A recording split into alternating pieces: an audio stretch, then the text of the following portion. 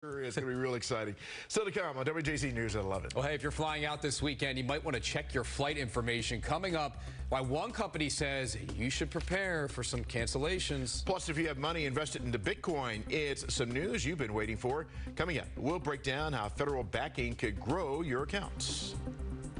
And it looks like we got another round of heavy rainfall, gusty winds, and maybe some coastal flooding. We're going to talk all about it and let you know what to expect for your Friday night and Saturday and the rest of the weekend coming up.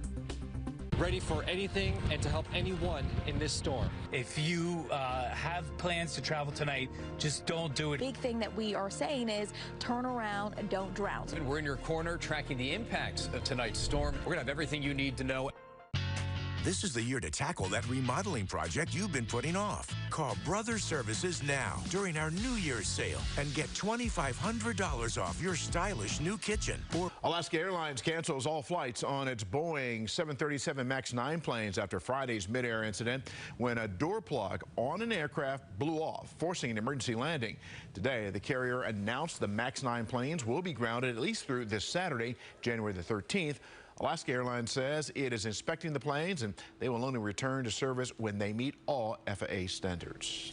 And we've told you how carrying guns on the planes has been a big concern. And a new report tonight from the TSA says it confiscated a record number of guns last year, and BWI had the most.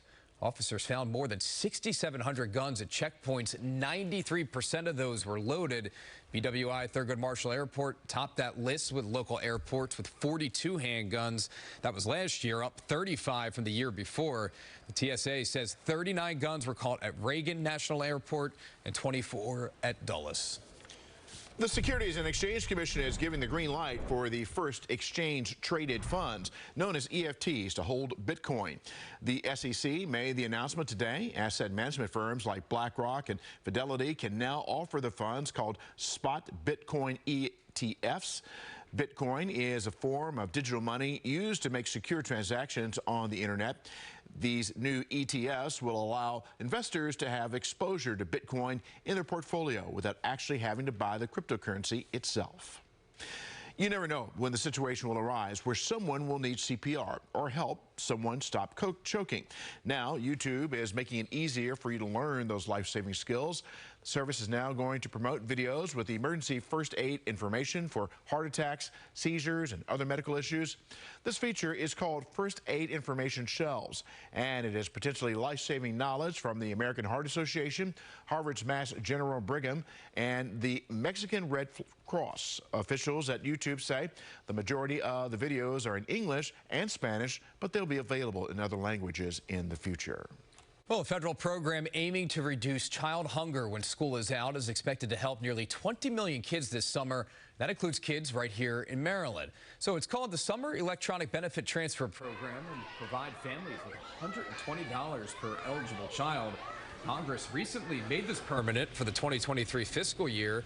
That money can be used to buy food at grocery stores and farmers markets. And kids who qualify for the free or reduced price school meals programs are also eligible for this. Well, tonight echoes of frustration surrounding what was once considered the crown jewel of Baltimore. Mayor Brandon Scott facing some pushback now for his plan to redevelop the Inner Harbor. WJZ investigator Mike Kelgren speaks to members of a new coalition who say they vow to fight any high-rise development. I was nauseated. I was offended. I was exasperated. I was furious. Donna Beth Joy Shapiro does not hold back when describing Baltimore's plan for the Inner Harbor and how it was forced on the public. It was just handed to one developer. This whole thing has been developed in secrecy for the last 3 years. She's against 2 high-rises, which she believes will block views, and a referendum to give the developer more than an acre of public land. So she launched the Inner Harbor Coalition. She says it's a citywide group dedicated to fighting the plan, starting at key city council hearings next month. I've been involved in things that have won.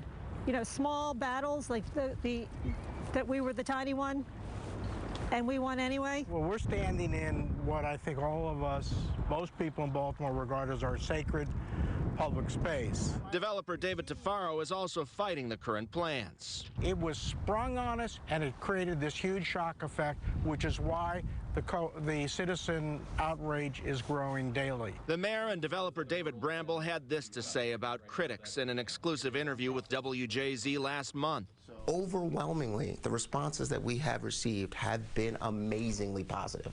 There are, of course, always a few loud folks who don't want change. I think change is hard. We can't have these folks who want to make the Inner Harbor great again and turn back the clock. The developer argues the height is necessary for the vibrancy of the project, and the area will remain accessible to all. Come down to Harbor Place, the greatest place in the United States. Shapiro believes former Mayor William Donald Schaefer, the grandfather of Harbor Place, would be on her side. I think he is rolling in his grave. This is his legacy. And he would never want to see two gigantic towers right here in place of this pavilion. It's a ghost town here, and everyone agrees that something has to be done with these pavilions. The City Council hearings start on February 13th at the Inner Harbor. Mike Helgren, WJZ. And